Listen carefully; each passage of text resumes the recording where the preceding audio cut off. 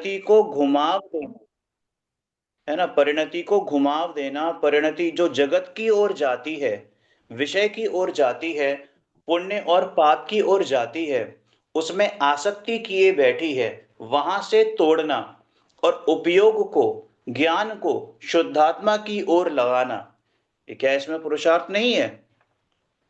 फिर प्रश्न आया तो नित्य निबोध में भी पुरुषार्थ है।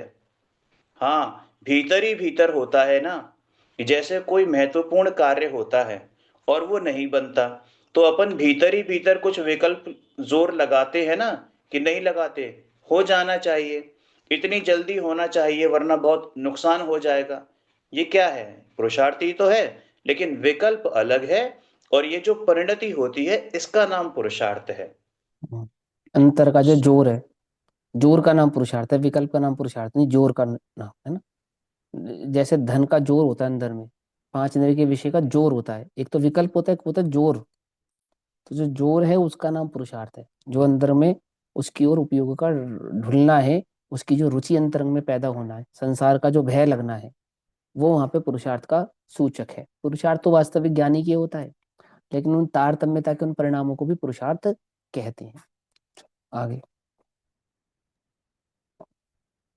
सब तरफ से उपयोग को घुमाव देकर और केवल ज्ञायक की ओर लगाना, इसमें महापुरुषार्थ है। पहले अनंत लोकालोक के साथ इसको ममत्व था, अपना मानकर बैठा था, और कर्ता कर्म की जबरदस्त बुद्धि थी कि मैं सब कुछ कर सकता हूं।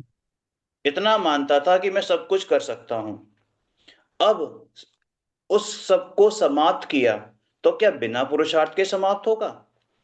तो उस पुरुषार्थ से उसको समाप्त करके और उस उपयोग को उसी अनंत पुरुषार्थ से शुद्धात्मा की ओर ले जाना, तो अनंत पुरुषार्थ होगा ना। कितना ममत्व फैला हुआ है, ये सारा निगोदिया लोकालोक। को भी होता है। हाँ जी भैया। निगोदिया निगोदिया को भी इतना पुरुषार्थ हो सकता है। अक्षर के अनंतवें भाग में जितना ज्ञान में इतना पुरुषार्थ हो सकता है। वही चीज तो समझ नहीं आती। हाँ। ये वहां तो हम्म, पंचेंद्रिय भी नहीं होता है, एक इंद्रिय मन तो होता नहीं है, तो फिर कैसे कर, वहां कैसे हो हम्म, सकता है? पुरुषार्थ काम मन का नहीं है, पुरुषार्थ काम तो उपयोग का है। नहीं, ठीक है पर ना। वहां तो देशना लब्धि भी नहीं है तो।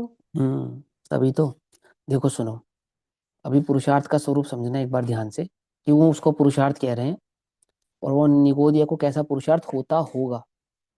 वास्तविक पुरुषार्थ तो केवल ज्ञान गम्य है, चाहे वह संगी पंचेंद्रिय का हो, चाहे वह केवली, चाहे वह एक इंद्रिय जीव का हो। इतनी सी बात है कि संगी पंचेंद्रिय अपने भाव को एक्सप्रेस कर सकता है, स्वयं से भी और अन्य से भी, परंतु एक इंद्रिय आदि जीव अपने भावों को एक्सप्रेस नहीं कर सकते। फॉर एग्जाम्पल, जो एक इंद्रिय है उसको दुख होता है, तो उस दुख को वो जानता है या नहीं जानता है?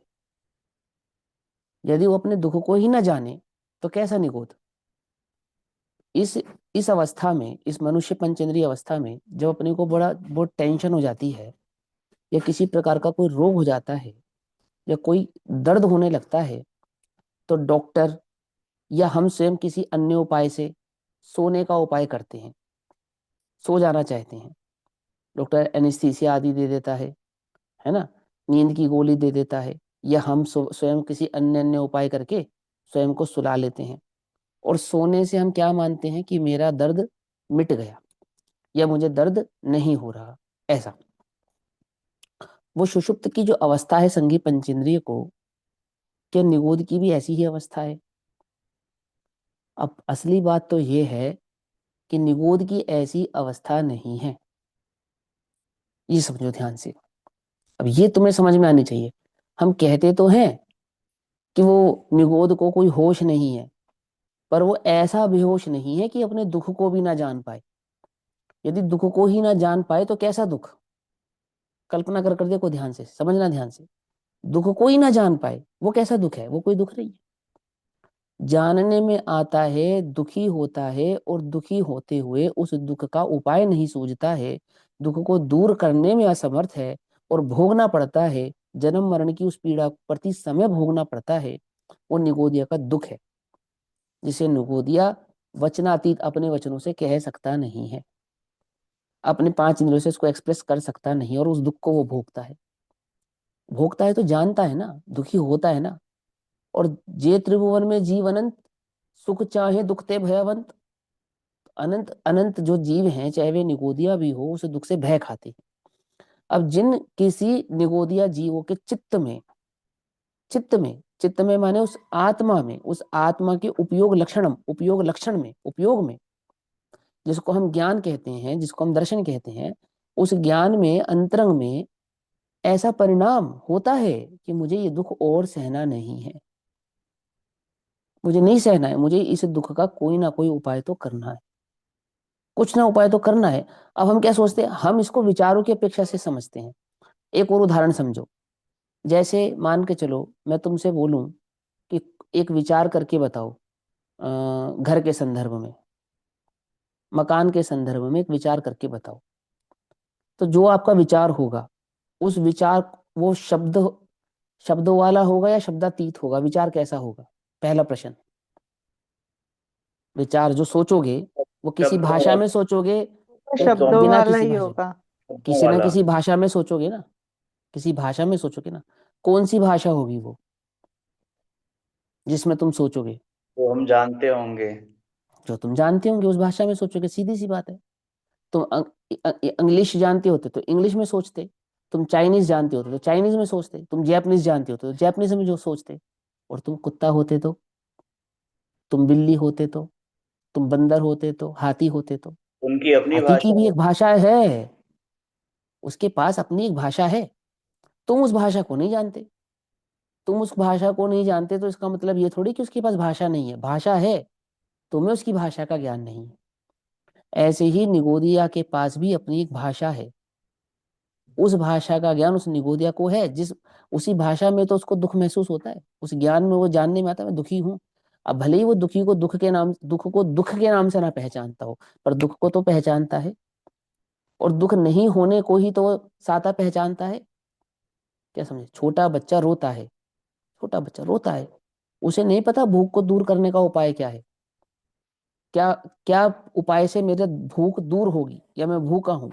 लेकिन जो भी उपाय प्राप्त हो उसको, चाहे वह माँ का स्तनपान करे, आदि कोई भी कार्य करे, उसके मुंह में उंगली डालो तो चूसता है ना, होता है ना, शांत होता है ना। वरना उसको ऐसा लगता है कि हाँ मुझे कुछ प्राप्त हो, जिससे मुझे शांति हो, शांति मिले। आती वह समझ में? नहीं समझ में आती? क्या समझ में आता है तुमको? थोड़ा कल्पना कर कर देखो। चींटी होती है ना, चींटी, वो अपने घर से बाहर निकलती है, खाना ढूंढती है, खाना उठाती है, वापस अपने घर में लाती है। इतना काम तो चींटी भी कर लेती है। मधुमक्खी भी छत्ता भी बनाती है, घर बनाती है। ऐसा घर बनाती है कि बच्चे कहाँ रखे जाएंगे, रानी कहाँ रहेगी, अन्य मक्खियाँ कहाँ रहेंगी। किस प्रकार से संग्रह, उस शहद का संग्रह कैसे किया जा सकता है, वह मधुमक्खी करना जानती है। उस घर को, उस छत्ते को अन्य जीव जंतु से कैसे बचाया जाए, ऐसे स्थान को ढूंढना वो मधुमक्खी जानती है। कितनी ऊंचाई पे बनाती है देखा तुमने छत्ता?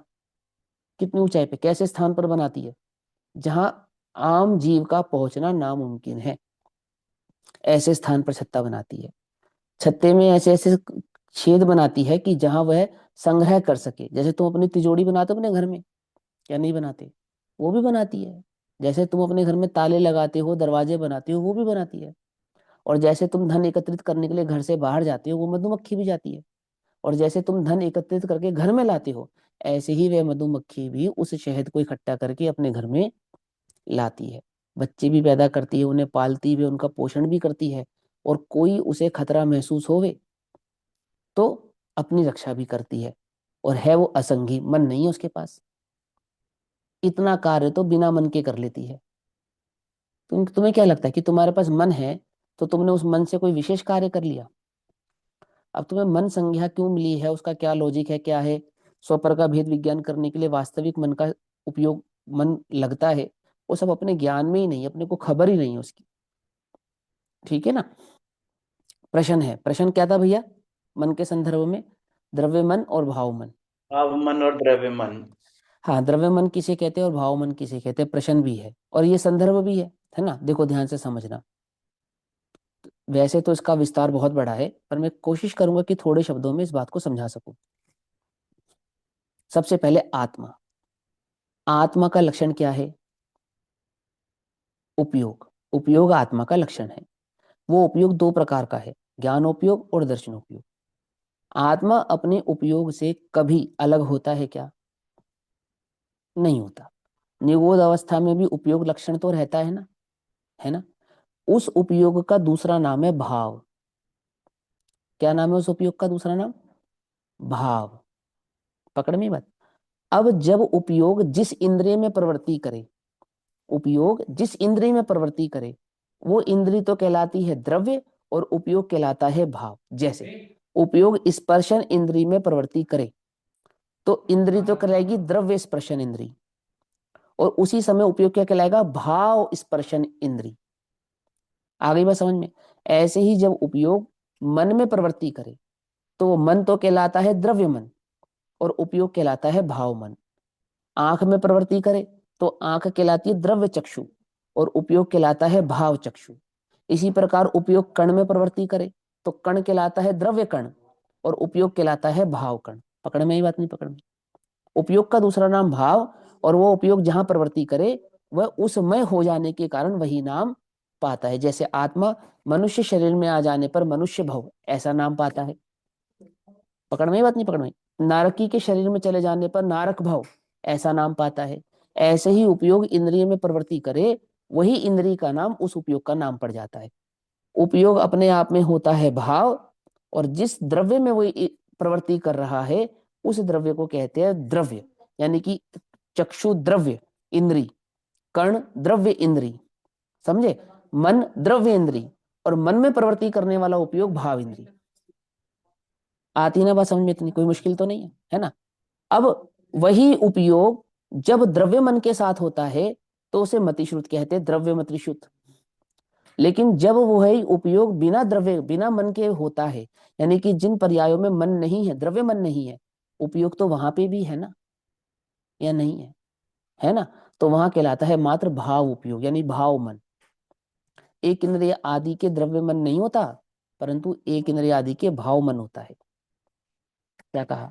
असंगी पंचेंद्रियों के द्रव्य मन नहीं होता, परंतु असंगी पंचेंद्रियों के भाव मन होता है। तो क्या फर्क पड़ जाता है भैया द्रव्य मन और भाव मन से? क्या फर्क पड़ जाता है?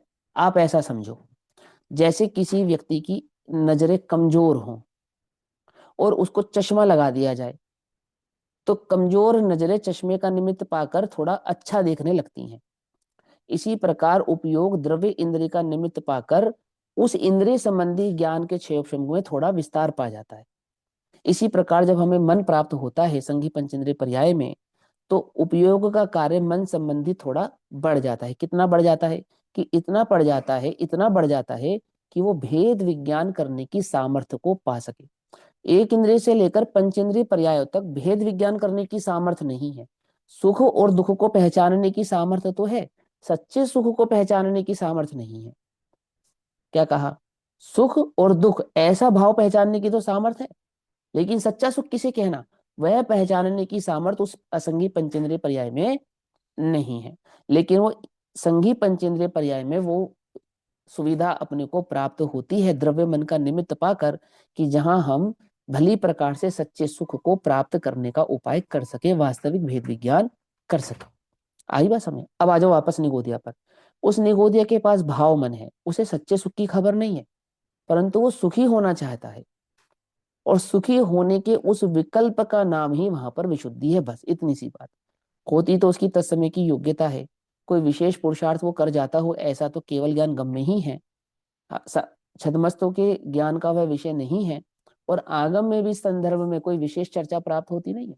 लेकिन हाँ, यह विषय चर्चा तो प्राप्त होती ही है कि असंगी जीवों के भी भाव मन होता है, असंगी जीवों के भी दुख आदि भाव जानने में आते हैं। अक्षर के अनंत वे ज्ञान जितना ही क्यों ना हो, परंतु दुख का वेदन तो वह भी करता ही है। और उस दुख के वेदन में जो ये विकल्प आता है कि मुझे तो सुखी होने का उपाय खोजना है, जिस भी भाषा में आता होगा, लेकिन ज्ञान है ना, ज्ञान निर्विकल्प तो नहीं है ना, एक इंद्रिय का सविकल्प ही है ना, है ना। अब तुम विकल्प जैसे बड़े बड़े थॉट्स को विकल्प समझते हो, ऐसे नहीं होंगे, पर विकल्प तो है। तुम जिन जिन विचारों को विकल्प समझते हो, ऐसे विचार नहीं होते होंगे। पैसा कमाने का, वस्त्र पहनने का, सजने का, संवरने का, मकान बनाने का, या मेरा शरीर सुंदर है, कुरूप है, कैसा है, मोटा है, पतला है, आदि ये विकल्प नहीं होंगे, पर अन्य विकल्प तो होंगे ना, या नहीं होंगे, बोलो।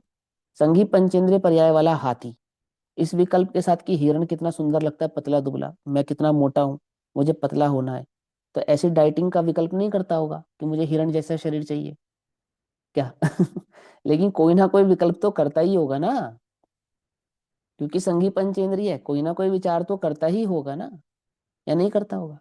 ऐसे ही वो एक इंद्रिय जीव, भले ही वो उसके विचार तुम्हारे जैसे ना हो, उसके विकल्प तुम्हारे जैसे ना हो, परंतु सुख की जाति को, दुख की जाति को तो पहचानता है, और ये जानता है कि जो मैं भोग रहा हूं ये कष्टकर है, दुखकर है, और मुझे ये भोगना नहीं है। ये जो मुझे भोगना नहीं है, यही विकल्प उसकी विशुद्धि का परिणाम है। मात्र इसको पुरुषार्थ कहते हैं, बस इतना समझो अपनी तुम्हारी हमारी भाषा में। असली भाषा तो केवल ज्ञान गम्य ही है, और उसका यही पुरुषार्थ उसको क्या करता है कि ऐसी योग्यता कदाचित उन जीवों में होती है कि वो निगोद से निकलकर सीधा 8 वर्ष की आयु पाकर और केवल ज्ञान को प्रकट कर जाते हैं। ऐसा कदाचित भी होता है। हमने कैसे जाना? हमने केवल ज्ञान से जाना।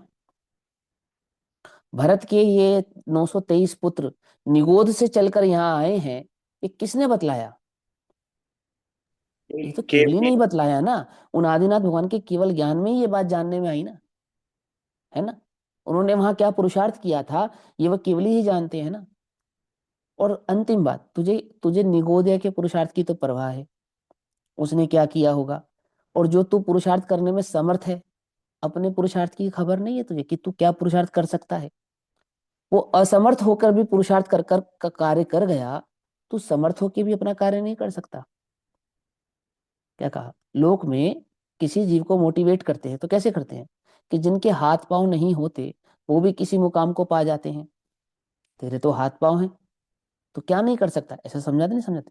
ऐसे ही वहां समझाया वर्तमान युग आदि में कि एक निगोदिया भी चाहे तो अपना कार्य करने में समर्थ है। अरे तू तो संघी पंचेंद्रिय पर्याय को प्राप्त हुआ है, तू यदि लगन लगावे तो तेरा कार्य क्यों नहीं होगा, ऐसा समझाने के लिए बात यहाँ पर कहते हैं। आई बात समझ में? चलो आगे। तो मतलब अरिहंत भगवान के फिर भाव मन है ही नहीं, इसका मतलब ना, द्रव्य मन तो है, भाव मन नहीं है देखो, अरिहंत भगवान के। देखो अरिहंत भगवान के मन है या नहीं है, प्रश्न ये है, प्रश्न ये है कि अरिहंत भगवान के मन है या नहीं है, ये प्रश्न, ठीक। क्योंकि उपयोग मन में प्रवृत्ति नहीं कर रहा है, स्वभाव में तन्मय हो गया है, और उपयोग मन में प्रवृत्ति करता तो मन भाव मन कहलाता। अब लेकिन उपयोग की प्रवृत्ति मन में नहीं है, इसलिए वहां उनके भाव मन नहीं है। द्रव्य मन है कि हाँ, क्योंकि अभी अरिहंत भगवान संघी पंचेंद्रिय अवस्था को प्राप्त हैं, और संघी पंचेंद्रिय अवस्था में द्रव्य इंद्रियां होती हैं, उन द्रव्य इंद्रियों में द्रव्य मन इंद्री भी होती है। उस द्रव्य मन इंद्री की अपेक्षा से अनंत परमेष्टि भगवान के द्रव्य मन है, परंतु उस द्रव्य मन में उपयोग की प्रवृत्ति नहीं है, इसलिए उनके द्रव्य भाव भाव मन नहीं है। समझ में बात? जैसे वचन के संदर्भ में भी ऐसा ही है कि उनके द्रव्य वचन तो है, परंतु भाव वचन नहीं है। आती है वचन में नहीं आती है ना? ऐसी ही उनकी जो देह आदि की संबंध की क्रियाएं हैं, तो द्रव्य देह आदि क्रियाएं तो हैं, परंतु वहां भाव क्रिया नहीं है, इसलिए उनको अनिच्छित क्रिया कहते हैं, या उनको कहते हैं शाय की क्रिया। कर्णान योग में कहते हैं ओदाई की क्रिया, और द्रव्यान योग में ओदाई की क्रिया को ही कहते हैं शाय की क्रिया। अर्थात पुद्गल का वह परिणमन जो उस आत्मा के कर्मों का क्षय करने में निमित्त है, उसको कहते हैं शाय की क्रिया। पकड़ में ही बात? कर्णन योग में उसी को कहेंगे वो ओदाई की क्रिया, माने उदय की क्रिया है, अरहंतों की वह क्रिया नहीं है, क्योंकि उपयोग वहां प्रवर्तता नहीं है। उपयोग कहाँ है? उपयोग तो अनंत बल को पाकर अनंत केवल ज्ञान में तन्मय हो गया है। कैसा तन्मय हो गया है? जैसा सिद्धों का तन्मय है, ऐसा तन्मय हो गया है। आई बात समझ में? तो यहां से समझना चाहिए कि अरहंतों के भाव मन नहीं है, द्रव्य मन है। ठीक, चलो आगे। अब निगोद की बात चल रही है तो एक प्रश्न मैंने आपको और भेजा था, हम्म, परावर्तन का। तो एक छोटी सी प्राव, आप एक, प्रावर्तन, हाँ। सिस्टम में बता दो कि निगोदिया जीव में जो नित्य निगोद में जीव होते हैं, उनके ये हाँ पंच परावर्तन कैसे लागू होता है, क्योंकि वो तो निकले ही नहीं कभी। हाँ ठीक है ना, कोई बात नहीं ना, नहीं निकले तो क्या हो गया। पहले तो परावर्तन किसको कहते हैं अपने को ये समझ में आना चाहिए। पहले तो परावर्तन किसे कहते हैं अपने को ये समझ में आना चाहिए। हमें परावर्तन क्यों समझना है, परावर्तन जानकर क्या लाभ होगा, परावर्तन का विषय केवली के द्वारा क्यों कहा गया है, आचार्यों के द्वारा ग्रंथों में क्यों कहा गया है कि इस जीव को केवल ज्ञान, इस जीव के अपने संसार के अनंत अनंत काल से मैं संसार में भटक रहा हूं इस बात पर विश्वास हो, संसार के स्वरूप का विश्वास होवे, उसके ख्याल में ये बात आवे कि मेरा मेरा इस संसार में अनंत काल बीता है, अनंत काल। और वो अनंत काल कैसे बीता है, उसकी क्या गणना है, ये बात इस जीव को भली प्रकार से समझ में आवे। उससे क्या हो, उससे यह संसार से भय खावे। ठीक है ना। परावर्तन का अर्थ होता है चक्कर का लगाना, एक सर्कल पूरा करने का नाम परावर्तन है। फॉर एग्जाम्पल, रात को 12 बजे से दिन शुरू हुआ और रात को 12 बजे अगले 24 घंटे पूरे करके रात को 12 बजे, समझे बात, इसको कहते हैं एक दिन का परावर्तन। फिर यही 24 घंटे 7 दिनों तक होता रहा तो सप्ताह कहलाता है। फिर यही 7 दिन महीने में 4 बार हुए तो एक महीना कहलाता है। और फिर यही महीना 12 बार हुए तो एक वर्ष कहलाता है। और यही वर्ष 100 वर्ष तक हुए तो एक सदी, ऐसा ना, एक सदी एक शतक कहलाता है, ऐसा ऐसा। तो इसी प्रकार से परावर्तन किसको कहते हैं, द्रव्य परावर्तन, क्षेत्र परावर्तन, काल परावर्तन, भव परावर्तन और भाव परावर्तन। इन 5 परावर्तनों का नाम है पंच परावर्तन। ठीक, मैं तो शॉर्ट में समझा रहा हूं, इसका विस्तार तो बहुत बड़ा है। जितना द्रव्य परावर्तन होता है उससे अनंत गुना क्षेत्र परावर्तन होता है, जितना क्षेत्र परावर्तन होता है उससे अनंत गुना काल परावर्तन होता है, जितना काल परावर्तन होता है उससे अनंत गुना भव परावर्तन होता है, और जितना भव परावर्तन होता है उससे अनंत गुना भाव परावर्तन होता है। ठीक है ना। ये पंच परावर्तनों का स्वरूप है। अब भाव परावर्तन और भव परावर्तन, क्वेश्चन ऐसे ही कुछ आपने भेजा था, भव परावर्तन और भाव परावर्तन में क्या अंतर है या कुछ ऐसा है ना। भाव परावर्तन मैंने पूछा था, भाव परावर्तन। हाँ भाव भाव परावर्तन। और तो निश्चय और व्यवहार परावर्तन, ये दो शब्द आए हैं। हाँ, निश्चय और व्यवहार परावर्तन, तो देखो जीव ने, देखो व्यवहार परावर्तन तो परावर्तन होता है, उस परावर्तन को समझाने की शैली निश्चय और व्यवहार है। एक एक लाइन बोल लूंगा बस मैं, उसके हाँ बाद हाँ फिर आप। बोलो। हाँ बताओ। ऐसा था कि जो बाकी के चार परावर्तन है, द्रव्य क्षेत्र काल और भव, भाव, भाव भव ये द्रव्य भव, परावर्तन, हाँ, व्यवहार परावर्तन है। ये है व्यवहार परावर्तन। और ऐसा जो नहीं। भाव परावर्तन है वो जीव की अपनी अपनी उपयोग है, मतलब अपना अपनी हम्म। पर्याय है, इसलिए उसको निश्चय के खाते में डाला। हाँ, ऐसा ऐसा भी एक, ऐसे भी एक प्ररूपणा है, लेकिन वास्तव में तो निश्चय और व्यवहार किसी परिवर्तन का नाम नहीं है। निश्चय और व्यवहार शैली का नाम है, वचन की शैली का नाम है। ये वस्तु को समझाने का भेद है, वस्तु के परिणमने का भेद नहीं है। अब आप कहो कि द्रव्य परावर्तन है तो ये तो द्रव्य परावर्तन जो है तो आत्मा द्रव्य नहीं है, आत्मा द्रव्य नहीं है क्या। द्रव्य के परावर्तन को हमने व्यवहार के खाते में डाला, तो क्या द्रव्यपना आत्मा पे लागू नहीं होता, इसका मतलब आत्मा व्यवहार से द्रव्य ठहरेगा फिर तो। वो तो पुद्गल की मात्र, अपेक्षा बात। अरे भाई आत्मा द्रव्य कहलाएगा या नहीं कहलाएगा, आत्मा का स्वद्रव्य स्वक्षेत्र स्वकाल और स्वभाव कहलाएगा या नहीं कहलाएगा।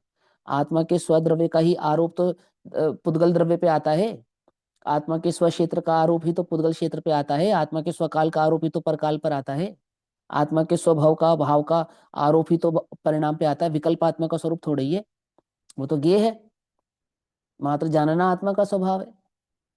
समझ में, ये बात नहीं समझ में।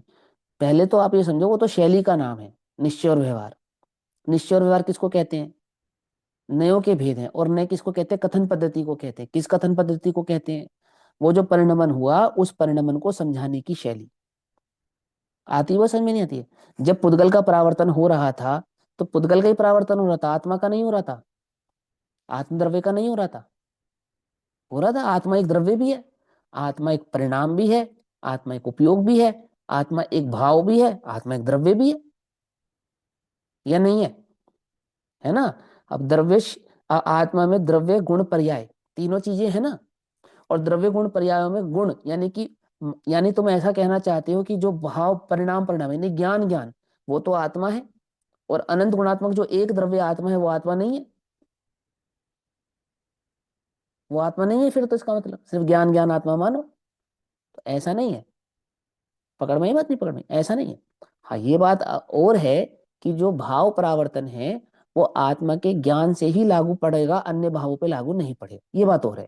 लेकिन जो चार परावर्तन होते हैं उनमें जो प्रबल कारण होता है वो भाव परावर्तन ही तो होता है। बिना भाव परावर्तन के अन्य चार परावर्तन संभव ही नहीं है। क्या कहा, कुछ बात समझ में आई?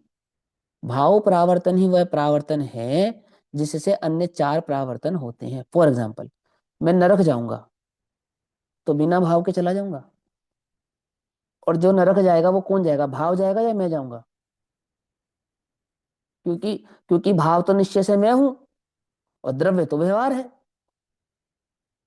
समझो। और वो भाव तो गया, जिस जिस भाव के आने से मैं नरक जाऊंगा वो भाव तो स्वकाल में आया और चला गया। नरक कौन गया, भाव गया या मैं गया? नरक कौन गया? मैं। हाँ, भाव किसका नाम है? भाव परावर्तन में जो भाव है उसका अर्थ क्या है? किसको कहते हैं भाव परावर्तन? आत्मा के उपयोग में उत्पन्न होने वाले उस विकल्प का नाम भाव है। वहां पर परावर्तन के संदर्भ में यदि ज्ञान का नाम परावर्तन होता तो सिद्धों को परावर्तन स्वीकारो, भाव परावर्तन, क्योंकि ज्ञान तो है वहां पे उनको। क्यों है या नहीं है? तो सिद्धों के भाव परावर्तन स्वीकार करना पड़ेगा हमको, क्योंकि ज्ञान ज्ञान तो नहीं गया ना कहीं पे भी, जानना तो रुका नहीं ना कहीं पे भी। कुछ बात समझ में आती है नहीं आती है? और निश्चय से भाव परावर्तन आत्मा का है, और भाव आत्मा का स्वभाव है। और सिद्धों के भाव किसको कहेंगे? उस विकल्प का नाम ही तो भाव है ना। पकड़ में ये बात नहीं, पकड़ में? और वो विकल्प का फल ही है ना। जो विकल्प को नहीं भोगना, आत्मा को भोगना है। वो विकल्प का फल है ना, जो विकल्प नहीं भोगेगा कौन भोगेगा? मैं भोगूंगा। मैं एक विकल्प करूंगा अभी, किसी हिंसा का विकल्प करूंगा, हिंसा का विकल्प करा और विकल्प चला गया। अब उस विकल्प का जो फल है वो भोगेगा कौन? मैं जो भोगूंगा। करता है वही भोगता होगा ना। वही भोगता करता होता है। मैं तो। तो मैं क्या हूं, भाव हूं या द्रव्य हूं? मैं द्रव्य हूं, मेरा क्षेत्र है, मेरा काल है। स्वद्रव्य स्वक्षेत्र स्वकाल स्वभाव, मेरे वो जो चार क्षेत्र चतुष्टय हैं उनका क्या होगा? क्या होगा? उनको स्वीकार ना करूं, भाव मात्र स्वीकार करूं? तो ऐसा नहीं है, है ना। वो तो शैली समझाने की अपेक्षा से, समझे नहीं समझे? शरीर का नाम द्रव्य नहीं है वहां पर, द्रव्य तो आत्मा ही है, लेकिन वो आत्म द्रव्य को निमित्त देह का है, तो हम पुद्गल की अपेक्षा से समझाते हैं। देखना ध्यान से, देखो, ये पेंसिल है ना, ये पुद्गल की है, और ये देह, ये शरीर, ये भी पुद्गल का है। तो पुद्गल परावर्तन किसका माना जाएगा? इस शरीर के साथ का माना जाएगा, इस पेंसिल का माना जाएगा? पुद्गल परावर्तन का आरोप कौन से पुद्गल परमाणु पे आएगा? ये जो पेंसिल के पुद्गल परमाणु है इन पर आएगा, या जो मेरे आत्म भाव के साथ जुड़ने वाले पुद्गल हैं इनके साथ आएगा? किस पे आएगा आत्म पुद्गल? भाव के साथ जो जुड़े हैं। सिंपल सी बात, सिंपल सी बात है। इसके इसके परिणमन को तो पुद्गल परावर्तन में काउंटर नहीं करेंगे ना। समझे में ये बात नहीं समझे? नरक की भूमि की जो मिट्टी है उसका पुद्गल परावर्तन नहीं काउंट होगा, लेकिन उस पुद्गल का परावर्तन जरूर काउंट होगा जिसका निमित्त मेरे साथ जुड़ेगा। समझ में ये बात या नहीं समझ में आई? पकड़ में आती बात नहीं, पकड़ में आती इसलिए। अब पुद्गल परावर्तन में पुद्गल का परावर्तन नहीं है, पुद्गल परावर्तन में आत्मा का परावर्तन है। समझ में ये बात नहीं समझे? पुद्गल परावर्तन या द्रव्य परावर्तन एक अर्थवाची होते हैं। द्रव्य परावर्तन को ही पुद्गल परावर्तन कहते हैं। क्षेत्र परावर्तन में कोई क्षेत्र इधर उधर नहीं होता है, आकाश के प्रदेश को क्षेत्र कहते हैं। ठीक, तो आकाश के क्षेत्रों का परावर्तन होता है या आत्मा का परावर्तन होता है? आत्म प्रदेशों का परावर्तन हाँ। होता है। हाँ, आत्म प्रदेशों का परावर्तन होता है। तो आत्मा के जो प्रदेश हैं वो आत्मा के निश्चय से हैं, व्यवहार से हैं, हैं? वो तो व्यवहार से है। वास्तव में क्षेत्र ही है। परावर्तन वास्तव में, समझ में ही बात नहीं समझ में आई? या नहीं समझ में आई? समझे? तो ऐसा अर्थ नहीं निकालो। हाँ, भाव समझो कि किस अपेक्षा से वो बात कही जा रही है। ठीक, अब एक छोटी सी और अंतिम बात, क्योंकि समय अपने पास थोड़ा है और विषय बहुत बड़ा है। परावर्तन समझते हो, सभी को पता है या बताने की आवश्यकता है मुझे? पता है। पता है तो बस ठीक है। तो बस वो परावर्तन जो आपका प्रश्न है निश्चय और व्यवहार, उसका उत्तर मैंने दे दिया। तो आगे चर्चा करते हैं, चलो। भाव परावर्तन तो बता दो, अब भाव परावर्तन भाव किस? परावर्तन बताया ना, उपयोग, आत्मा का जो उपयोग ठीक है, उस ठीक। उपयोग में जो विकल्प आदि उत्पन्न होते हैं, उन विकल्पों का नाम है वहां पर भाव। अब वो परावर्तन कैसे काउंट करते हैं, देखो फॉर एग्जाम्पल, उदाहरण के तौर पे समझो। मुझे एक विकल्प उत्पन्न हुआ और उस विकल्प से मुझे पहले नरक की आयु का बंध हुआ, पहले नरक की मिनिमम आयु का बंध हुआ। तो पहले नरक की मिनिमम आयु कितनी है? 10,000। 10,000। ठीक है ना?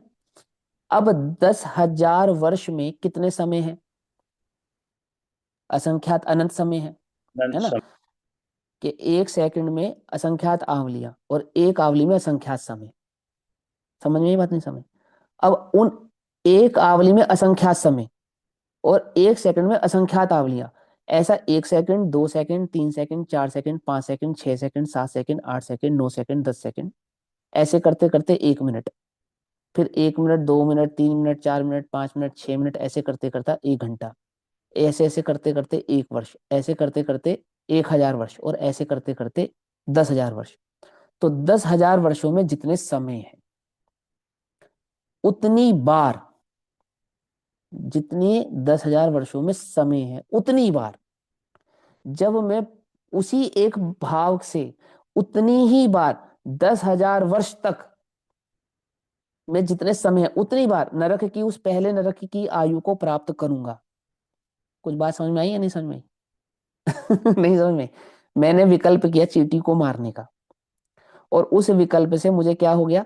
10,000 वर्ष की आयु का बंद हो गया नरक की। अब मैंने 10,000 वर्ष की आयु पूरी भोगी, ठीक है ना? और भोगने के बाद अब नरक से निकल के जीव वापस नरक में तो जाएगा नहीं। नरक से निकलकर जीव वापस नरक में तो जाएगा नहीं। कहाँ जाएगा? तिर्यंच में जाएगा या मनुष्य गति में जाएगा। अब तिर्यंच गति में गया या मनुष्य गति में गया, अन्य किसी भी गति में गया, जिस भी में गति में गया, लेकिन दोबारा नरक में नहीं गया। लेकिन अब जब मुझे दूसरी बार नरक में जाना है, दूसरी बार मैं नरक उसी विकल्प के साथ फिर से वैसा ही विकल्प करूं, कैसा? उस चींटी को मारने का, और उसी विकल्प के साथ उसी पहले नरक की फिर से 10,000 वर्ष की आयु बांधू। पकड़ में आई बात नहीं पकड़ में आई? समझ आ गई बात? ऐसा मैं कितनी बार करूं? ऐसा मैं इतनी बार करूं कि सातों नरक की आयु प्रति समय की पूरी करूं। जैसे 10,000 वर्ष में जितने समय है उतनी बार तो 10,000 वर्ष की आयु को पूरा करूं, फिर 10,000 वर्ष में एक समय को ऐड करूं, फिर उतनी बार 10,000 जमा एक समय की आयु को पूरा करूं, फिर संसार में घूम कर आऊं, फिर वही परिणाम करूं, फिर नरक में उसी परिणाम के बल पर जाऊं, और उसी परिणाम के बल पर ऐसे करते करते मैं पहले नरक की 10,000 वर्ष की आयु को पूरा करता रहूं, उतनी बार जितनी बार 10,000 वर्ष में समय आते हैं, उतनी बार कंटिन्यूटी में। अगर मान के चलो दूसरी बार में पहले समय, दूसरी बार में मैं पहले नरक में जाने की जगह दूसरे नरक में चला गया, तो वो गणना काउंट नहीं होगी। कब काउंट होगी? जब मैं उसी विकल्प से पहले नरक की 10,000 वर्ष की आयु को ही प्राप्त करूंगा, तब वो दूसरा समय कहलाएगा। समझ में बात? ऐसा तीसरा समय, चौथा समय, पांचवा समय, छठा समय, सातवां समय, आठवां समय, कितनी बार तक? जब तक 10,000 वर्ष के समय पूरे ना हो जाए उतनी बार तक। कब तक? उसी विकल्प से जाना पड़ेगा, तब मेरा कहलाएगा वो एक भाव परावर्तन। पकड़ में ही बात नहीं पकड़ में? एक भाव से जिस आयु को मैं बांधता हूं, उस आयु का जितना काल है, उस काल में जितने समय हैं, उतने समयों तक उस आयु को मैं उतने समय तक बार बार भोगूं प्राप्त करके, तब वो भाव परावर्तन एक भाव परावर्तन कहलाता है। पकड़ में आ रही बात नहीं पकड़ में आ रही? नहीं पकड़ में आई? क्या समझाना चाहते हैं? जीव के संसार में अनंत काल बीत जाने का समय कैसा है, और पंच परावर्तन में प्राप्त होने दुख का समय कैसा है, और इतने इस भाव को केवली भगवान जानते हैं, ऐसे सर्वज्ञता का, सर्वज्ञता के ज्ञान का भरोसा, और मेरे अनादि अनंत काल इस संसार में किस प्रकार से मैंने दुखों को प्राप्त किया है, इसका स्वरूप का ज्ञान कराने के लिए परावर्तन का स्वरूप समझाया जाता है। आती है बात समझ में, नहीं समझ में आती?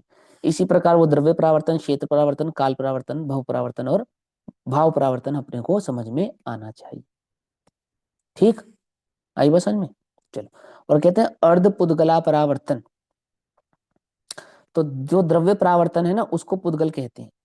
पहले द्रव्य परावर्तन का जितना काल है उसका आधा, आधा उसको कहते हैं अर्ध पुद्गला परावर्तन। उतना समय भी कितना है? अनंत सागरों का समय है वो भी, कोई एक दो सागर का समय नहीं है, अनंत सागरों का। अब ऐसे ही क्या होता है, चारों गतियों पे लगाया जाता है। नरक गति में समझाया, पहले नरक की आयु पूरी करी। अब पहले नरक में मिनिमम आयु 10,000 वर्ष की है, और मैक्सिमम आयु कितनी है पहले नरक में? पहले 33। 33 सागर। 33 वो तो सागर चार। सातवें नरक की आयु। 2 सागर या 1 सागर की आयु है पहले नरक की मैक्सिमम आयु, ठीक है ना? चौरासी हजार 33 वर्ष की, चौरासी कितनी? 83,000 वर्ष वर्ष की आयु। 83,000 वर्ष, हाँ चलो 84,000 83,000 वर्ष, हाँ क्लिनिक है ना। हाँ हाँ ठीक है, 83,000 वर्ष। तो हम्म। पहले नरक की आयु 83,000 वर्ष मैक्सिमम। तो 84। 10, 84, चलो 84,000 वर्ष। तो पहले 10,000 से लेकर 84,000 वर्ष तक की आयु प्रति समय के हिसाब से मैं पूरी करता जाऊं, और ऐसा सातों नरक की आयु को पूरा करूं, तब वो कहलाएगा एक भव परावर्तन। क्या कहलाएगा वो? एक सातों नरक की आयु को कंटिन्यूटी में ऐसे ही प्राप्त करता जाऊं। 10,000 वर्ष, एक एक समय को पूरे 10,000 वर्ष पूरे किए, फिर एक एक समय कर कर 10,000 जमा एक समय, फिर एक एक समय कर कर 10,000 जमा 2 समय, फिर एक एक समय कर कर 10,000 जमा 3 समय, ऐसे करते करते करते 84,000, फिर 84,000 जमा एक समय दूसरे नरक में, और ऐसे करते करते दूसरे नरक की आयु पूरी, फिर तीसरे की, फिर चौथे की, फिर पांचवे की, फिर छठे की, फिर सातवें की। ऐसा पहले नरक से लेकर सातवें नरक तक की आयु को प्रति समय के हिसाब से कंटिन्यूटी में मैं भोगूंगा, तब कहलाएगा एक भव परावर्तन। और कौन सा भैया भव ऐसा परावर्तन? भी है ना कि कंटिन्यूटी नहीं होती तो वो काउंट नहीं होता, जैसे एक समय बताया तो का अभी, और फिर 5 समय का बांधा तो वो काउंट नहीं होगा। काउंट नहीं होगा, हाँ वो बताया तो अभी, वो काउंट नहीं होगा। कि मैं पहले नरक की 10,000 वर्ष की आयु बांधी, और दूसरी बार पहले नरक की 10,000 जमा 5 वर्ष, 5 समय की आयु बांधी, तो वो काउंट नहीं होगी। काउंट कब होगी? जब 10,000 जमा एक समय की ही आयु बंधे, तब काउंट होगी। 10,000 जमा जमा 2 समय की आयु बांधू, तब काउंट होगी। और वो प्रति समय के हिसाब से, प्रति समय के हिसाब से। एक बार होगी तो एक समय काउंट होगा, फिर वही आयु मैंने दूसरी बार होगी तो 2 समय काउंट होंगे, फिर वही आयु मैंने 3 बार होगी तो 3 समय काउंट होंगे। और कब तक? कि 10,000 वर्ष की आयु में जितने समय है उतनी बार 10,000 आयु को प्राप्त करूंगा, तब तक। और ऐसा करते करते करते सातवें नरक तक जाऊंगा, one by one, one by one, one by one, तब एक भाव परावर्तन कहलाता है। और भाव परावर्तन इतना खतरनाक है कि उसी भाव से बंधनी चाहिए आयु। जिस भाव से पहले बंधी थी, उसी भाव से दूसरी बार बंधे, उसी भाव से तीसरी बार बंधे, उसी भाव से चौथी बार बंधे। कब तक? जब तक 10,000 में जितने समय नहीं पूरे नहीं हो जाते तब तक। तब क्या कहलाएगा? तब वो भाव परावर्तन कहलाएगा। समझ में बात? समझ में? ऐसा इसका स्वरूप है। क्या समझना चाहिए? कि भाव परावर्तन का स्वरूप समझ के, अरे एक सेकंड, सॉरी, भाव परावर्तन का स्वरूप समझ के अपने को संसार से भयभीत होना चाहिए। पंच परावर्तनों के स्वरूप को समझ के अपने इस काल को गवाना, व्यर्थ गवाना नहीं चाहिए, और जल्दी से जल्दी अपने कार्य को करने का पुरुषार्थ अपने को करना चाहिए, ऐसा यहाँ समझाते। अब प्रश्न था कि निगोद में भव परावर्तन कैसे होता होगा, है ना? तो निगोदिया का भव परावर्तन वही है, और निगोद की अवस्था को ही बार बार जो प्राप्त कर रहे हैं ना अनादिकाल से, वही उसका भव परावर्तन है। निगोद अवस्था का भव परावर्तन है वो, बस। समझ में बात? नहीं समझ? उसी अवस्था को बार बार जो भोग रहा है कंटिन्यूटी से, वही उसका परावर्तन कहलाता है। अब वो कहेंगे पंच परावर्तन पूरे कैसे हुए उसके? तो निगोद ही की अवस्था का ही पे ही द्रव्य क्षेत्र काल भाव चारों लागू हों। समझ में बात? नहीं समझ? अनादि से पड़ा है, और फिर बाहर निकलेगा, तो बाहर जिस परिणाम से बाहर निकलेगा, वहां से उसका दूसरा मतलब वो परावर्तन फिर दोबारा काउंट होगा उसी अपेक्षा से। और चार गति में घूमेगा तो चार गति की अपेक्षा से काउंट होगा। समझ में आ रही बात? नहीं समझ में? क्योंकि भव परावर्तन चारों गतियों में पूरा करे ऐसा जरूरी नहीं है। जैसे त्रियंज गति के परावर्तन का नाम भव परावर्तन, नरक गति के परावर्तन का नाम भव परावर्तन, मनुष्य गति के परावर्तन का नाम भव परावर्तन, गति की अपेक्षा से, है ना? और ऐसा चारों गतियों की अपेक्षा से लगाएं, तो चारों गति लगाएंगे तो तीनों लोग लगाने पड़ेंगे, नहीं लगेंगे? तो चारों गतियों में तीनों लोग लगेंगे, क्योंकि चारों गतियों का स्वरूप निगोदिया जाएगा तो सिद्ध शिला में भी जाकर निगोदिया हो सकता है, नहीं हो सकता है? तो ऐसा वो निगोद अवस्था को प्राप्त करेगा, और कहाँ कहाँ प्राप्त करेगा? कि आकाश के प्रत्येक क्षेत्र पर, जो आकाश का प्रदेश है ना, तो आकाश के प्रत्येक प्रदेश पर वो उतने समय तक के लिए निगोदिया बने, फिर उसी के बराबर वाले दूसरे प्रदेश पर निगोदिया बने, फिर उसी के तीसरे प्रदेश पर जाके निगोदिया बने, फिर उसी के कंटिन्यूटी में चौथे प्रदेश पर निगोदिया बने। ऐसा करता जाएगा, करता जाएगा, करता जाएगा, करता जाएगा, करता जाएगा, करता जाएगा, करता जाएगा। तब क्या कहलाएगा उसका? तब उसका एक भाव परावर्तन कहलाएगा। समझे? और पंच परावर्तन किस अपेक्षा से होगा? कि वो आकाश का क्षेत्र क्षेत्र परावर्तन कहलाएगा। वो जो परिणाम, जिस परिणाम से वो निगोद अवस्था में रहा, वो परिणाम उसका भाव परावर्तन कहलाएगा। निगोद उसका भाव परावर्तन कहलाएगा। ठीक है ना? और वो जितने काल को मान के चलिए, एक निगोदे कितने समय तक की मैक्सिमम आयु बांधता है निगोद अवस्था के लिए, उसका तो कोई काल क्रम नहीं है। लेकिन मिथ्यात्वादी की अवस्थाओं में 30 कोड़ा कोड़ी, 20 कोड़ा कोड़ी, 15 कोड़ा कोड़ी, 10 कोड़ा कोड़ी की आयु बांधेगा ना सागर की। 10 कोड़ा कोड़ी सागर, 20 कोड़ा कोड़ी सागर, 30 कोड़ा कोड़ी सागर। तो उतने कोड़ा कोड़ी सागर जो सागरों पर उसको आयु बंध रही है, आयु बांध रहा है ना, निगोद अवस्था की भी तो आयु बांधेगा या नहीं बांधेगा? आयुष बंध तो निगोदिया को भी होगा या नहीं होगा? पकड़ में ये बात। तो जो आयुष बंद होगा तो कितने, एक काल के साथ ही बंद होगा ना, कि कितने काल के लिए इस आयुष का बंध बांधा है, तो अंतर उतने कोड़ा काल। कोड़ी होता है निगोदिया को। वो तो मिनिमम है। नहीं, वो तो मैक्सिमम निगोदिया अंतर कोड़ा कोड़ी तक ही बांधता है सिर्फ। अंतर कोड़ा कोड़ी बांधता है। हम्म। तो वो जो उतना समय है उसका, तो उतना कालक्रम वो पूरा करे एक प्रदेश पर, आकाश के एक प्रदेश पर, फिर उतना ही कालक्रम पूरा करे आकाश के दूसरे प्रदेश पर, फिर इतना ही कालक्रम पूरा करे आकाश के तीसरे प्रदेश पर, और यही कालक्रम करते करते चौथे की जगह वो 10वें प्रदेश पर चला गया, तो वो काउंट नहीं होगा। फिर वो चौथे पे आए, जब भी आए, फिर वो कंटिन्यूटी शुरू होगी, पहला, दूसरा, तीसरा, चौथा, पांचवा, छठा, सातवां, आठवां, नौवां, 10वां, ऐसे। और कितने प्रदेश है आकाश के? असंख्यात। असंख्यात प्रदेश है। तो ऐसे कंटिन्यूटी में असंख्यात प्रदेशों को पूरा करे तो कितना काल लगेगा? कितना काल लगेगा? अनंत अनंत काल काल। लग जाएगा। सीधी सी बात है। अब आकाश के प्रदेशों के असंख्यात प्रदेश जो हैं, आकाश के उस असंख्यात प्रदेशों को कोई छोटा प्रदेश में समझो, छोटा काल में समझो। समझे कितने प्रदेश है असंख्यात के?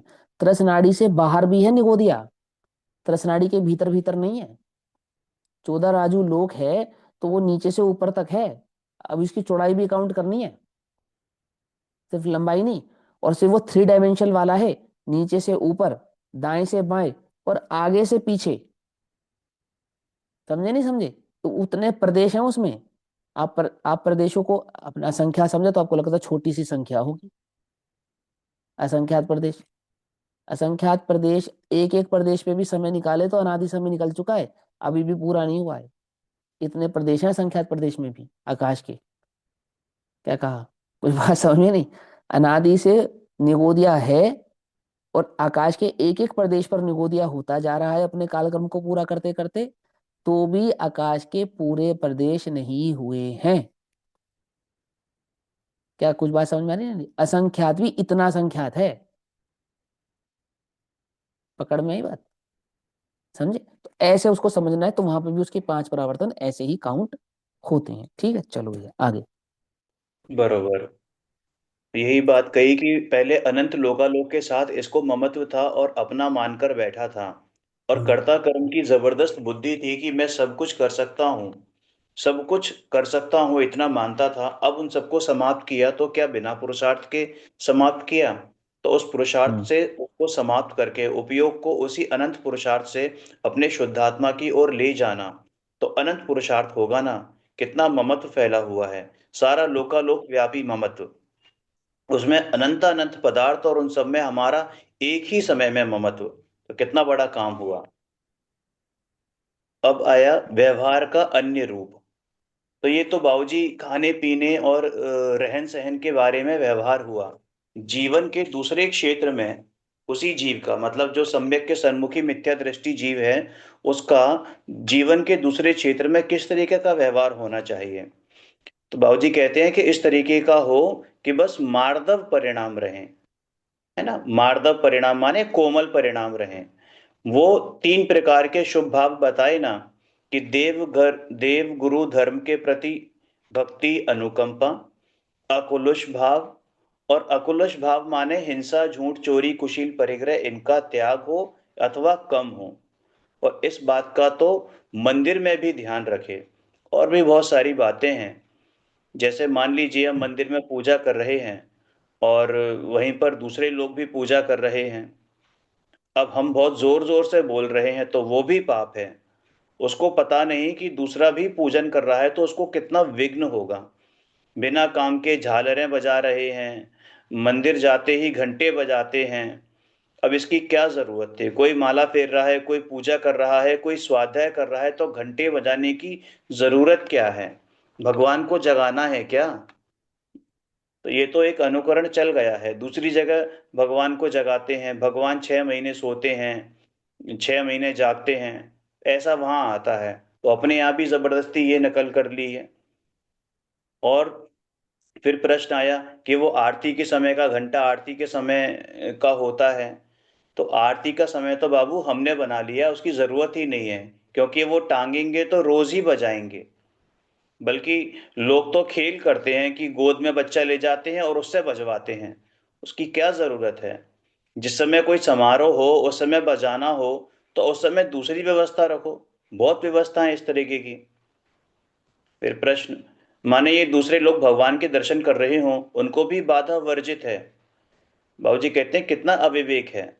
विवेक तो एक मशाल है, जीवन को उसके प्रकाश में चलना चाहिए। तो हर जगह विवेक, हर जगह समय, हर समय सही बात को एकदम स्वीकार करना। उसमें अपनी कोई मौत थोड़ी हो जाती है। घर में कोई बड़ा है, समझदार है, वो कोई बात कहता है, कोई भी बात, कोई दुनिया संबंधी, लोक संबंधी, धर्म संबंधी, तो उसको एकदम स्वीकार करे। क्योंकि वो तो बुरी आदत के बारे में कहते हैं जो छोड़ने लायक हैं। उसमें क्या है, मैं भविष्य में नहीं करूंगा। घर की व्यवस्था संबंधी बात तो लौकिक है, लेकिन लौकिक नहीं, लोकोत्तर है। क्योंकि घर में अगर हम अव्यवस्था रखेंगे तो परिणाम में टेंशन रहेगी, आकुलता रहेगी। जैसे पति पत्नी है, पति का स्कूटर है, अब स्कूटर की चाबी उसने पत्नी को दे दी और उसने कहीं भी डाल दी। अब पति रखता था तो अपनी जगह पर रखता था, और पत्नी ने कहीं भी डाल दी। अब पति को जरूरी काम आया तो वो कहता है कि चाबी लाओ, जल्दी जाना है ना, कोर्ट जाना है। अब उसको चाबी ढूंढते ढूंढते 2 घंटे हो गए, नहीं मिली, तो कितना पाप हो गया, परिणाम कलुषित हो गए, कितनी टेंशन हो गई। तो इसकी अपेक्षा ये है कि वो यहाँ रहेगी चाबी, ये व्यवस्था है, इस जगह से ले लिया करो। इसलिए जो स्थान हमने नियत किए हैं, फिक्स किए हैं किसी वस्तु के लिए, तो उन्हीं स्थानों पर वो चीज हम अंधेरे में भी पा सकेंगे और दूसरे भी पा सकेंगे। तो ऐसी व्यवस्था घर में होनी चाहिए। तो ये तो घर की व्यवस्था हो गई। घर की व्यवस्था नहीं हुई, ये मोक्ष की व्यवस्था हुई है, क्योंकि उससे परिणाम बहुत शांत हुए हैं। ये व्यर्थ का प्रमाद है। ऐसे प्रमादी जीव को यदि मोक्ष भेजा जाएगा तो वो वहां पे भी खलबली नहीं करेगा क्या? खलबली नहीं मचाएगा? बिना देखे वस्तु को उठा धरना, उसमें जीव पड़ जाते हैं, अपने घरों में वस्तुओं में जीव पड़ जाते हैं, तो उनको बेरहमी से निकालना, कहीं भी धूप में डाल देना, ये सब क्या है? करना पड़ता है, ग्रस्त में करना पड़ता है, लेकिन इसमें इतना विवेक तो हो कि जीवों की हिंसा कम से कम हो। मंदिर में फल फूल वगैरह, ये तो हिंसा ही है, हिंसा ही सही, देखो, तो इसमें क्या है? जो गृहस्थी को रोज झाड़ू बुहारी करना, कपड़े धोना, स्नान करना आदि आदि भाव है ना, क्यों है? कि ताकि वहां जीव उत्पत्ति ना हो, इसके लिए। डेली घर में तुमने झाड़ू पोछा लगाया, तो क्यों लगाया? ताकि वहां पर जीव उत्पत्ति ना हो, इसके लिए। तुमने स्वयं साफ सुथरे वस्त्र पहने, क्योंकि पसीने आदि में जीव आदि की उत्पत्ति होती है। समझ में ही बात? शरीर क्या है? शरीर में तो रोग भी है और जीव भी है। मल मूत्र आदि में जीव उत्पत्ति होती है, थूक में, कान में, नाक में, सब में जीव उत्पत्ति होती है। तो डेली जो हम स्नान करते हैं, वस्त्र आदि को धोते हैं, धुले हुए वस्त्र पहनते हैं, ये सब श्रृंगार के लिए नहीं करते हैं। ये सब जीव उत्पत्ति ना हो, इसके लिए करते हैं। और समय से अपने कार्य को करते हैं, तो अपने जीवन यापन में किसी प्रकार का प्रमाद ना हो, इसके लिए करते हैं। और ये सब क्या है? ये सब करने का लाभ क्या है? जीव हिंसा से भी बचाना, और अपने परिणाम अपने उपयोगों की भी शांति रखना। तो उपयोग शांत रख के परिणाम शांत रख के लाभ क्या होगा कि शांत उपयोग शांत मन ही स्वाध्याय आदि तत्व चिंतन आदि में लग सकता है और तत्व चिंतन से मर्म को समझ सकता है। जब उपयोग ही शांत नहीं होगा, उपयोग में ही निर्मलता नहीं होगी, तो उपयोग तत्व के चिंतन में या उसके स्वरूप को समझने में लगेगा ही नहीं, है ना। किसी न किसी प्रकार के चिंता से घिरा ही रहेगा। तो उपयोग को निश्चिंत करने के लिए गृहस्थ आदि के कार्यों को भी समय से करे, लेकिन क्यों करे? क्योंकि उसने अपने लक्ष्य को क्या बनाया है, आत्मभाव के प्रति एकाग्र किया है, तो वहां उसको प्राप्त करे। तो बाबूजी उसका रूपरेखा समझा रहे हैं, पूरी एक रूपरेखा क्या है।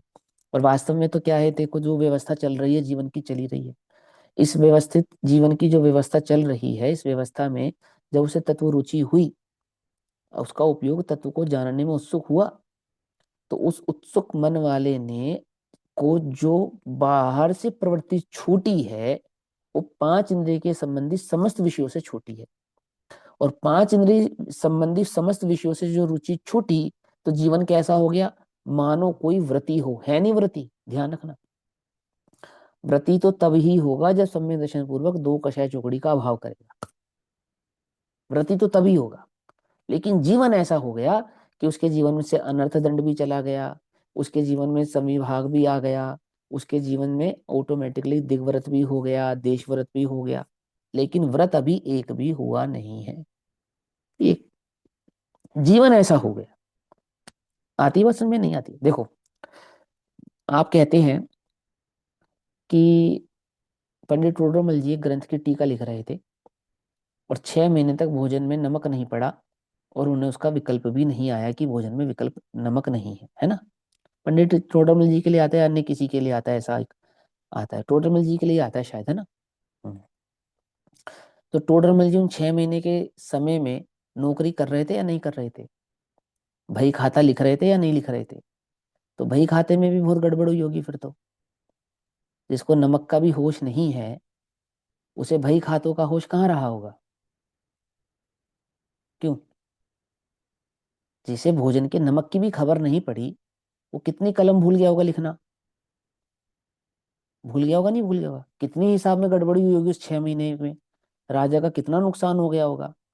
कोई कलम ज्यादा लिखी गई होगी, कोई कम लिखी गई होगी, क्योंकि संदृष्टियां तो करोड़ों अरबों में होती है। 100 रुपए के अरब लिख दिए होंगे। ऐसा किया होगा, नहीं किया होगा? ऐसा तो नहीं किया होगा। वहां तो यह समझाना है कि अब उपयोग पांच इंद्रिय के विषयों में नहीं रमता, नमक की होश नहीं रहने से ये समझाना है कि वहां प्रवृत्ति पांच इंद्रिय के विषय भोगों की तो रुचि कम हो गई है, करने योग्य कार्य को चुस्ती से करते हैं और फटाफट चुस्ती से अपने कार्य को फ्री करके अपने काम में लग जाते हैं। आती है वो समझ में? नहीं समझ में आती? तुम्हारा ध्यान तो सिर्फ नमक की ओर ही रह गया। जिसे नमक की भी होश नहीं है, उसे बाकी चीजों की होश रही होगी। इतना डूब गया तो कितनी गलतियां करता होगा। तो ऐसा नहीं, ऐसा अर्थ नहीं है इसका। एक टेंशन में तुम एक की जगह 4 रोटी खा जाते हो, नहीं खा जाते? तो वो भी करते होंगे, एक की जगह 4 खा जाते होंगे। 4 खाते हो तो एक ही खा के रह जाते होंगे। सब्जी की जगह पानी से रोटी खा लेते होंगे। क्यों? ऐसा ही है? ऐसा नहीं है, ऐसा नहीं, बुद्धू थोड़ी हो गया कोई वो। वहां तो ये समझाना है कि अब उसका उपयोग इंद्रियों में नहीं रमता है, ये समझाना है। उसे इंद्रिय के विषय की रुचि नहीं रही है, वहां से रुचि घट गई है और यहाँ स्वरूप की प्रति रुचि बढ़ गई है। वो बुद्धू हो गया है, पागल हो गया है, ऐसा नहीं। रुचि घट गई है। वो रुचि के घटने की सूचना देता है और उसी सूचना को यहाँ बाबूजी हमें समझा रहे हैं। ठीक है ना? ऐसा, चलो आगे। अभी अभी तो समय हुआ, ये पेज भी चेंज हो रहा है, तो कल ले लेंगे इसको। हाँ ठीक है। ओम नमः। ओम नमः शिवाय। निज निधि निज में बताई, यह अनंत उपकार है उसके लिए, जिन वाणी माँ को वंदना शत बार है, वंदना शत बार है। नमो रिहंताणम, नमो सिद्धाणम, नमो अयर्याम, नमो वज्राणम, नमो लोहे सब साहुणम, नमो रिहंताणम, नमो सिद्धाणम, नमो अयर्याम, नमो वज्राणम।